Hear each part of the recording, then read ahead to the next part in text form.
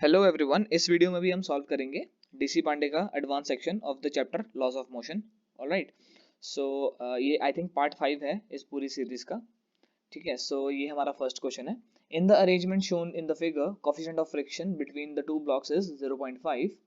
The force of the friction acting between two blocks is, हमें इन दोनों blocks का force of friction find करना है। ऑलराइट, सो इन दोनों के बीच का जो कोफिशिएंट है दैट इज 0.5। सो यहाँ पे मैक्सिमम फ्रिक्शन फोर्स कितनी होगी? मैक्सिमम फ्रिक्शन फोर्स होगी F max is equal to mu mg, which is 0.5 times m, which is 2 times g, which is 10. All right, so ये हो गया 0.5 multiplied by 10, 5 दूनी 10। ठीक है, so 10 Newton is the maximum friction force। ठीक है, हमारे पास जो अप्लाइड फोर्स है 2 Newton's. All right, so definitely ये जो है ये इकट्ठे मूव करेंगे। ऑल राइट, ये इनकी जो मोशन होगा वो टुगेदर होगा। सो अज्यूम कर लो, अज्यूम क्या मतलब, अगर तुम देखोगे तो ए पूरे सिस्टम में ये जो 20 न्यूटन वाला फोर्स है ये 2 न्यूटन वाले फोर्स से ज्यादा है। सो इन पूरे सिस्टम का एक्सेलरेशन यहाँ पे होगा, ए एक्सेलरेशन इस डायरेक्शन में होगा। ऑलराइट, सो अगर मैं इक्वेशन ऑफ मोशन फ्रेम करूँ दोनों के लिए, लाइक यहाँ पे फ्रिक्शन फोर्स इस डायरेक्शन में लगेगा, यहाँ पे फ्रिक्शन फोर्स इस डायरेक्शन में लगेगा। ठीक है, so F minus 2 should be equal to 2a। ठीक है, मतलब ma की जगह मैंने 2a लिख दिया, और यहाँ पे हमारे पास क्या आएगा, this is 20 minus F should be equal to 4a।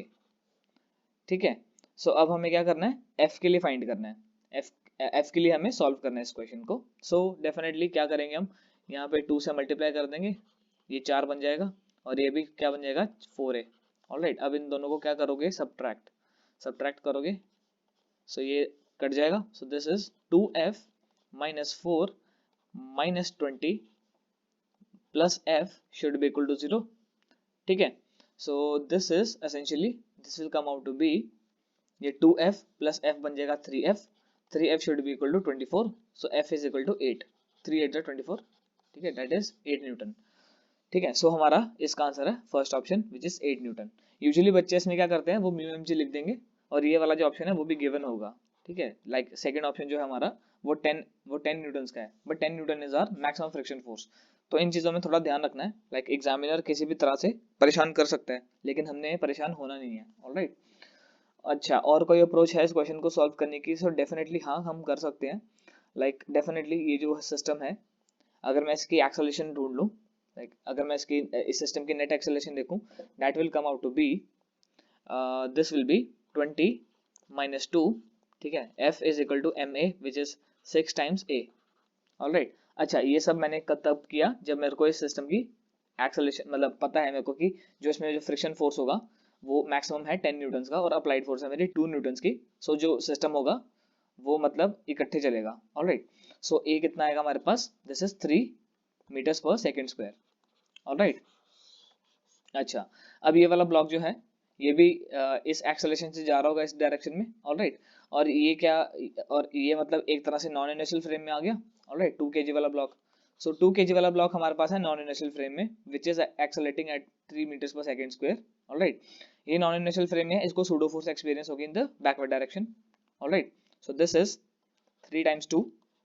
Alright, और ऑलरेडी इसको 2 न्यूटन फोर्स तो लग ही रहा था। ठीक है, सो इसको काउंटर करने के लिए, इसको इस फ्रेम में, इसको अपने नॉन इनर्शियल फ्रेम में रेस्ट पे रखने के लिए हमें एक फोर्स लगाना पड़ेगा। ठीक है, मतलब फ्रिक्शन फोर्स चाहिए, वही इन दोनों को काउंटर करेगा ताकि ये ब्लॉक ओवरऑल रेस्ट पे रहे। Alright, so this is 3 multiply by 2 6, 6 plus 2 this is 8। So F is equal to 8 newton. ठीक है, सो फ्रिक्शन फोर्स यहाँ से भी 8 न्यूटन आया है। ठीक है, सो आई थिंक तुम्हें समझ आ गया होगा, काफी स्ट्रेट फॉरवर्ड क्वेश्चन था, काफी सिंपल सा क्वेश्चन था। ठीक है, अब हम देखते हैं next question. So this is our next question. In this question we are given a block of mass m is equal to 4 kg is placed over a rough inclined plane as shown in the figure. The coefficient of friction between the block and the plane is 0.6. A force F is equal to 10 newtons is applied on the block at an angle of 30 degrees. The contact force between the block and the plane is, ठीक है, हमें ये, और ये हमारे पास चार options, ये हमारे पास कुछ वेज या इंक्लाइंड प्लेन, और ये हमारे पास block F is equal to at 30 degrees। ठीक है, with respect to the plane of the inclined plane. ठीक है, हमने फोर्स लगाया 10 न्यूटन का। ठीक है, और ये हमारे पास रफ, सो इसका हमें म्यू गिवन है दैट इज 0.6।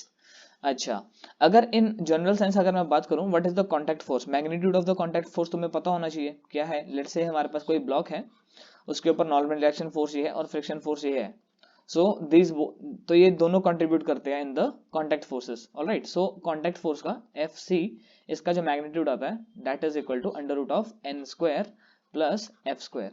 एन स्क्वायर मतलब magnitude of the normal reaction का स्क्वायर और magnitude of the friction force का स्क्वायर। अच्छा, लेट्स से हमारा जो फ्रिक्शन है वो मैक्सिमम लेवल पे लग रही है, ठीक है, मैक्सिमम फ्रिक्शन फोर्स अगर लग रही है, so F C will be equal to, like F को तुम फिर म्यू एन लिख सकते हो, सो यहाँ पे क्या आ जाएगा, एन कॉमन ले लो, एन को कॉमन ले लिया, this will be 1 plus mu square. Alright, so अब हमें क्या क्या फाइंड करना है, सबसे पहले हमें ये फाइंड करना है कि ये केस में मैक्सिमम फ्रिक्शन लग रही है या नहीं लग रही है। ऑलराइट, उसके लिए हमें इसके परपेंडिकुलर और इसके पैरेलल, लाइक प्लेन के पैरेलल और प्लेन के परपेंडिकुलर हमें इक्वेशंस ऑफ मोशन लिखनी पड़ेंगी। ऑलराइट, हमें पूरा अच्छे से चेक करना पड़ेगा।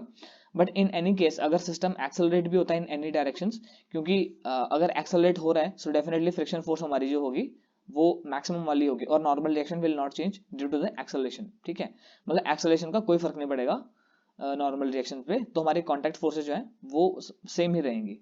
ऑलराइट, बट लेट्स से अगर हमारे पास जो फ्रिक्शन फोर्स है वो मैक्सिमम नहीं है, तो उस टाइम ऑब्जेक्ट रेस्ट पे है, उस टाइम पर जो फ्रिक्शन फोर्स है उसकी वैल्यू कुछ और हो सकती है, लाइक अप्लाइड फोर्स के बराबर होगी। सो हमें ये दोनों केस चेक करने पड़ेंगे, उसके बाद हम कुछ कंक्लूसिव डिसीजंस ले पाएंगे। ऑलराइट, तो सबसे पहले एफ बी डी बना लेते हैं, नॉर्मल रिएक्शन इस डायरेक्शन में, एम जी कॉस थीटा इस डायरेक्शन में, और ये है हमारे पास एम जी साइन थीटा, और ये एफ इज इक्वल टू 10 ही लिख देता हूँ, so this is 10 cos 30, this is 5 under root 3, और अगर मैं लिखूँ इस डायरेक्शन में this will B 5।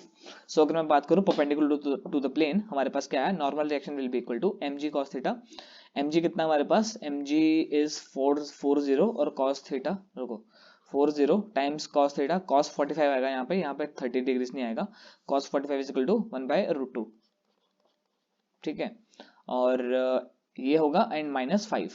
Alright, so ये हमारे पास परपेंडिकुलर टू द प्लेन का इक्वेशन आया। So normal reaction is equal to, इसको सॉल्व कर लेते हैं, दिस इज 20√2 -5, ठीक है। नाउ 20√2 अगर तुम्हें पता है क्या होता है, 1.414, ऑलराइट, मतलब √2 1.414 होता है। सो इसमें हम क्या करेंगे, 2 से मल्टीप्लाई करेंगे, दिस इज 2828, ऑलराइट, और एक 0 है, सो यहाँ पे आ जाएगा। So normal reaction will be equal to 28.28 -5, this will be equal to 23.28। Alright, ये थोड़ा इंपॉर्टेंट मतलब हमने निकाला है, क्योंकि जब हम एंड में ये जब पुट करेंगे तो ये वैल्यू हमें पता होनी चाहिए, तो इसको मैं एक डिफरेंट कलर से मार्क कर लेता हूँ। ऑलराइट, सो हमारे पास ये आया नॉर्मल रिएक्शन का वैल्यू। अच्छा, अगर by the way maximum friction force लग रहा होता, चलो मैक्सिमम फ्रिक्शन फोर्स की अब हम बात नहीं करते हैं, हम पहले ना चेक कर लेते हैं कि इस पे अप्लाइड फोर्स नेट कितना लग रहा है। सो अगर मैं बात करूं अक्रॉस द प्लेन की, along the plane अगर मैं देखूं, so this is 5√3, this is 5√3, और ये mg sin थीटा है, so mg कितना है हमारे पास, this is 40 multiply by, now sin 45 is same is मतलब 1/√2 आएगा। ऑलराइट, सो हमारे पास जो अप्लाइड फोर्स है F applied, this is equal to कितना है, ये दिस इज ये 40√2 कितना होता था तुम्हारे पास, 28.28, ऑलराइट, माइनस 5√3, अब 5√3 कितना होता है, 1.732 मल्टीप्लाई बाय 10/2। ऑलराइट, मैं हमेशा ऐसे करता हूँ, जब भी 5 से मल्टीप्लाई करना होता है मैं 10/2 से मल्टीप्लाई कर लेता हूँ, ताकि थोड़ा इजी रहता है मेरे लिए।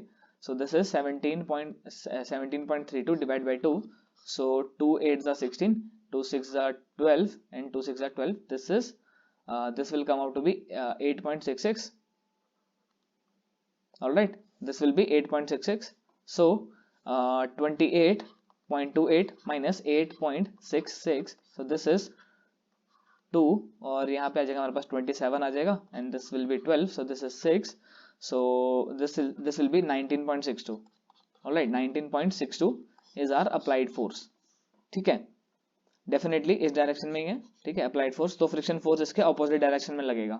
ऑलराइट, अब फ्रिक्शन फोर्स कितना लगना चाहिए, आइडियली अगर बाय द वे हमारा पहले हम मैक्सिमम फ्रिक्शन फोर्स भी फाइंड करेंगे, maximum friction force F max which is equal to mu N, mu कितना हमारे पास, दैट इज 0.6, ठीक है, म्यू हमें गिवन था 0.6, ऑलराइट, लाइक हमने यहाँ पे भी लिखा था, म्यू हमारे पास है 0.6 मल्टीप्लाई बाय एन, एन हमने यहाँ पे निकाल रखा है, दिस इज 23.28, ऑलराइट, अब इसको कर दो मल्टीप्लाई, 2 3 2 8 मल्टीप्लाई बाय 6, पहले 6 से मल्टीप्लाई कर लेते हैं, बाकी डेसिमल्स हम बाद में देख लेंगे। Alright, so 6 8 48, 6 2 12, 12 plus 4, 12 plus 4 is 16, alright, 6 3 18, 19 आ जाएगा यहाँ पे, एंड 6 2 12 एंड 13।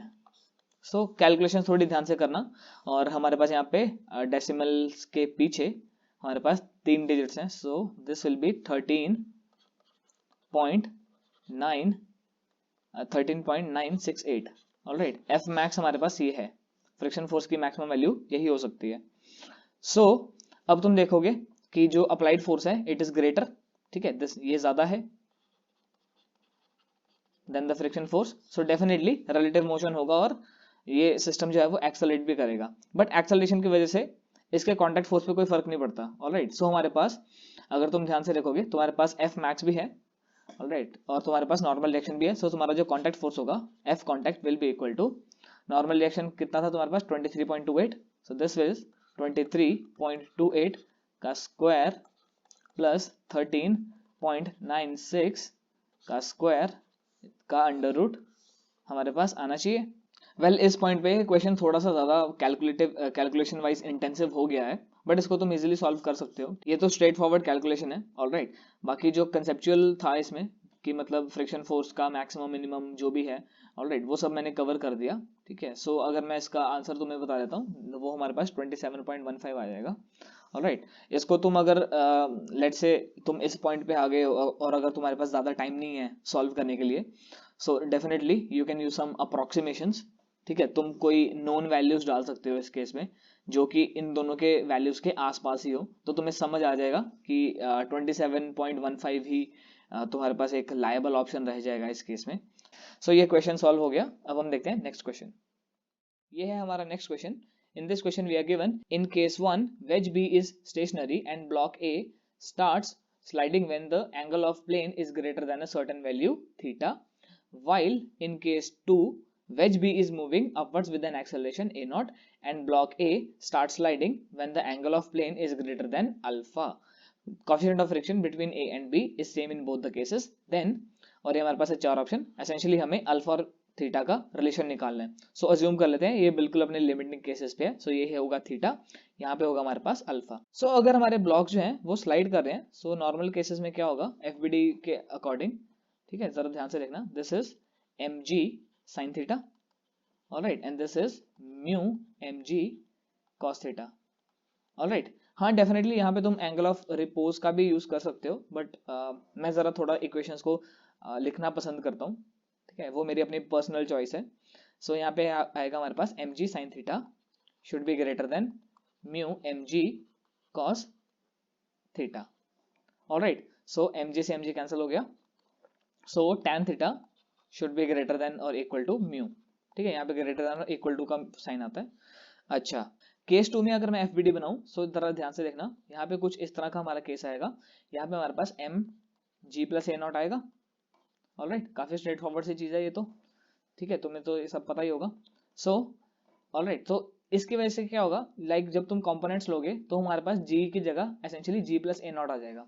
सो अगर मैं फोर्सेस लिखूं अक्रॉस द प्लेन, ठीक है, मतलब along the plane, this will be mu times M G plus A naught times cos alpha, यहाँ पे अल्फा आएगा। ऑलराइट, और इस डायरेक्शन में लाइक डाउन द प्लेन हमारे पास आएगा m times g plus A naught sine alpha, ठीक है। फॉर स्लिपिंग हमारे पास क्या आएगा, m times g plus A naught times sine alpha should be equal to mu m g plus A naught cos alpha, ठीक है। सो यहाँ पे भी सेम ये कैंसिल हो जाएंगे, तुम्हारे पास m times g plus A not, तो सो तुम्हारे पास tan अल्फा कितना आएगा, लाइक ऑब्वियसली यहाँ पे ग्रेटर देन और इक्वल टू का साइन आएगा। ऑलराइट, लाइक ग्रेटर देन और equal to tan alpha will be greater than और इक्वल टू म्यू। सो अगर तुम ये वाली इक्वेशन देखो और तुम ये वाली इक्वेशन देखो, इससे तुम क्या प्रेडिक्ट कर पा रहे हो, लाइक इन दोनों से तुम क्या प्रेडिक्ट कर पा रहे हो, this is alpha should be equal to theta. Alright, so हमारे पास जो फर्स्ट ऑप्शन है वही इसका सही आंसर है। सो ये काफी सिंपल सा क्वेश्चन था। ऑलराइट, काफी ज्यादा सिंपल क्वेश्चन था। सो अब हम देखते हैं नेक्स्ट क्वेश्चन। सो ये है हमारा नेक्स्ट क्वेश्चन और इस वीडियो का फाइनल क्वेश्चन होगा ये। An elevator accelerates upward at a constant rate, a uniform string of length capital L and mass small m supports a small block of mass capital M that hangs from the ceiling of the elevator. The tension at a distance of small l from the ceiling is T. The acceleration of the elevator is, और ये हमारे पास चार options, हमें क्या find करना है, lift का जो एलिवेटर है उसका हमें एक्सेलरेशन फाइंड करना है। ऑलराइट, सो गिवन क्या हमें कि कुछ इस टाइप का सिस्टम है, लाइक ये अगर लिफ्ट का ये सीलिंग है, उससे एक स्ट्रिंग अटैच्ड है और उससे हमारे पास एक कैपिटल M का मास अटैच्ड है। ऑलराइट, इस स्ट्रिंग का जो मास है वो है M और इसकी लेंथ है L, और हमें क्या गिवन है, at a distance of small l from the ceiling, like let's say वो ये पॉइंट आएगा। ऑलराइट, इस पॉइंट पे जो टेंशन है दैट इज कैपिटल T। ठीक है, सो हमारे पास क्या आएगा यहाँ पे, अगर तुम देखोगे इस फ्रेम में, लाइक अगर तुम इस नॉन इनर्शियल फ्रेम में देखोगे, सो तुम्हें क्या पता चलेगा, ये जो टेंशन है ये क्या क्या बैलेंस कर रही है। टेंशन जो होगी this will be balancing definitely weight of the block plus the weight of the string, weight of the string below weight. ठीक है, इससे जो नीचे वाली स्ट्रिंग होगी इसी का ये वेट बैलेंस कर रही होगी। ऑलराइट, और डेफिनेटली यहाँ पे जो वेट होगा that will essentially be equal to m times g plus a. all right, इसका जो weight आएगा that will be m times of g plus a. here a is the acceleration of the lift. ठीक है, so इसका अगर तुम mass find करना चाहते हो तो कैसे find करोगे, definitely इसका तुम easily find कर सकते हो। mass per unit length कितना है, small m divided by capital L, और ये length कितनी है तुम्हारे पास, ये है given capital L minus small l, total length L थी, so capital L minus small l ये आ जाएगा। सो इस स्ट्रिंग का जो मास है हमारे पास ये आ गया, और इसका अगर तुम वेट लिखोगे सो this will B g plus a। Alright, multiply कर दोगे ये सारी चीजों को, नाउ इस इक्वेशन में ये सब चीजें पुट कर दो। Alright, so this will be t is equal to small m by l times capital L minus small l times g plus a plus capital M times g plus a। ठीक है, यहाँ पे g plus a common ले लो, तुम्हारे पास क्या आएगा, और ये ब्रैकेट को भी तुम सॉल्व कर लो, this will be m minus small m l by capital L plus capital M। Alright, ये कुछ इस तरह से आ जाएगा g प्लस a, और यहाँ पे तुम्हें a फाइंड करना है यार, तो a बहुत इजी है, a will be equal to t divided by ये सारा तामझाम, this is m plus small m minus small m l by capital L। Alright, और यहाँ पे क्या आ जाएगा तुम्हारे पास, नेगेटिव g। सो अगर तुम देखोगे तो ये तुम्हारा फर्स्ट ऑप्शन बनता हुआ आ रहा है एज योर आंसर। ठीक है, अच्छा कुछ बच्चे बोलेंगे सर ये तो आपने नॉन इनर्शियल फ्रेम में कर दिया, अगर तुम्हें ग्राउंड फ्रेम से करना है तो फिर कैसे करेंगे, डेफिनेटली कर सकते हैं, लाइक ये सारा तो तुम्हें पता ही है ना कि इसका वेट कितना है। सो लेट्स से तुम्हारे पास एसेंशियली क्या आ जाएगा, ये जो टोटल वेट है, मैं लाइक स्ट्रिंग का वेट और इस मास का वेट मैं कुछ लाइक कुछ कर देता हूँ, this is m plus m dash. Alright, so ये जो स्ट्रिंग है एट दिस पॉइंट, ऑलराइट, यही इसको रिस्पॉन्सिबल है एक्सेलरेट कराने में। ऑलराइट, इसके बिना ये एक्सेलरेट नहीं कर पाएगा, so t minus m plus m dash times g should be equal to m plus m dash times a। Alright, as per the second law. ठीक है, अगर तुम इसको ध्यान से देखोगे आई थिंक बेटर वही है कि इस दोनों को उधर ले जाओ, और यहां से हम लाइक इस तरह से हमारे पास आएगा।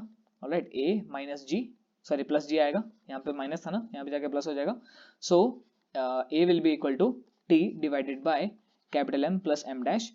अच्छा, यहाँ पे m डैश से कंफ्यूज मत होना, m dash is the mass of the string below it. Alright, so यहाँ पे तुम्हारे पास नेगेटिव g आ जाएगा, और m डैश तुम्हारे पास कितना है, m dash is equal to this thing.